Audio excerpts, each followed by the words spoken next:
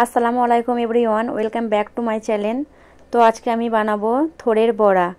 আমরা তো সবসময় থোড় দিয়ে অন্য কোনো রেসিপি খেয়েছি, থোড়ের ঘন্ট, থোড় দিয়ে ডাল দিয়ে রান্না। তো আজ আমি থোড়ের বড়া করে দেখাবো। তো চলুন শুরু করা যাক আজকে রেসিপিটা যদি ভালো লাগে তাহলে অবশ্যই লাইক করবেন, চ্যানেলটাকে অবশ্যই সাবস্ক্রাইব করবেন। তো দেখুন এখানে আমি থোড় নিয়েছি, এখানে আমি অনেকটা থোড় নিয়েছি। এই দুটো আমি ব্যবহার করব না, এর অর্ধেকটা আমি ব্যবহার করব, ছোটোটা। তো আমি প্রথমে থোড়গুলোকে কেটে নিচ্ছি।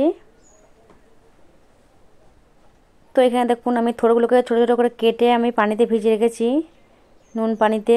একটু পানির মধ্যে নুন দিয়ে ভিজিয়ে রেখেছি যাতে কষ্টটা বেরিয়ে যায়, সেই কারণে। তো এগুলোকে আমি ভালো করে ধুয়ে একটা প্রেসার কুকারের মধ্যে নিয়ে নিচ্ছি। দেখুন পানিটাকে ছেঁকে ছেঁকে নিয়ে নিচ্ছি।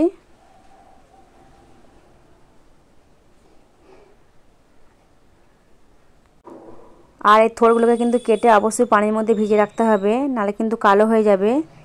এই যে দেখুন কত কষ্টটা বেরিয়েছে, দেখুন পানিটা একদম ঘোলাটে হয়ে গেছে। তো দিয়ে আমি পানিটা ফেলে দিচ্ছি। এরপর দিয়ে দিচ্ছি এর মধ্যে অল্প একটু নুন আর একটু হলুদ দিয়েছি, নুন স্বাদ মতন, আর দিয়ে দিচ্ছি হাফ চামচের মতো হলুদ গুঁড়ো।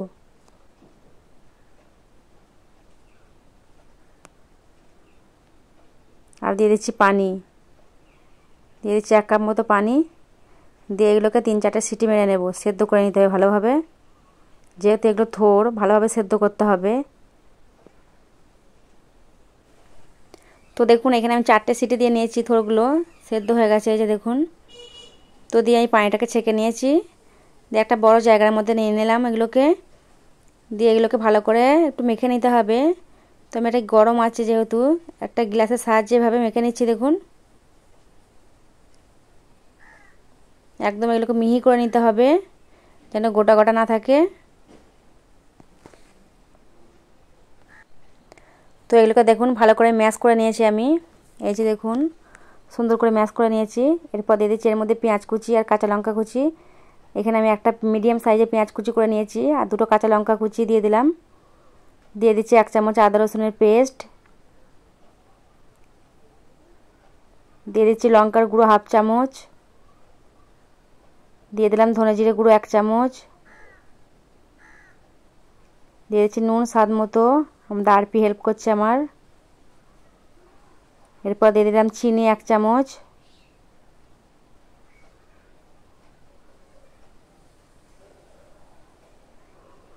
দিয়ে সব কিছু একসঙ্গে ভালো করে এটাকে মেখে নিতে হবে।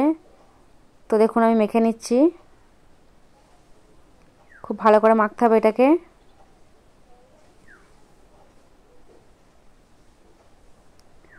এটা দেখুন আমি ভালো করে মেখে নিয়েছি। এরপর দিয়ে দেবো এর মধ্যে অল্প অল্প করে বেসনটা অল্প অল্প করে দিতে হবে যতটা লাগবে।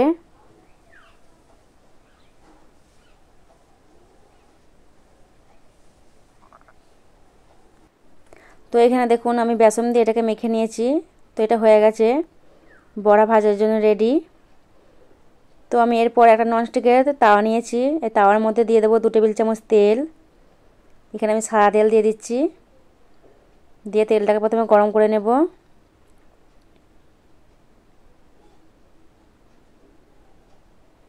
তো দেখুন তেলটা গরম হয়ে গেছে। এরপর দিয়ে দিচ্ছি অল্প অল্প করে বড়া শেপে দিয়ে দিচ্ছি, যেমন আমরা বড়া বানাই ঠিক সেভাবে শেপ করে দিয়ে দিচ্ছি। একটু হাতে করে সমান করে দিচ্ছি, গোল করে দিচ্ছি। দেখুন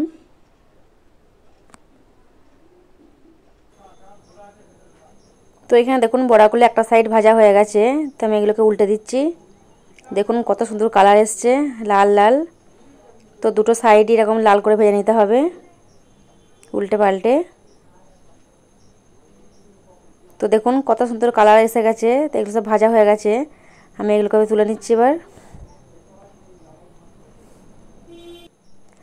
আর একইভাবে আমি সবগুলো বড়া বানিয়ে নেব।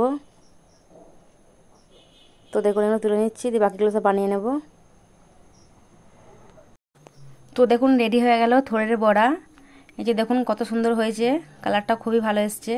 তো আমি একটা ভেঙে দেখাচ্ছি আপনাদেরকে, এই যে দেখুন, খেতেও খুবই টেস্টি ছিল। তো আশা করি আজকের রেসিপি আপনাদের ভালো লেগেছে। যদি ভালো লাগে তাহলে অবশ্যই লাইক করবেন, চ্যানেলটাকে অবশ্যই সাবস্ক্রাইব করবেন। তো আজ এ পর্যন্ত, আবারও ফিরে আসবো অন্য কোনো রেসিপি নিয়ে। আল্লাহ হাফেজ।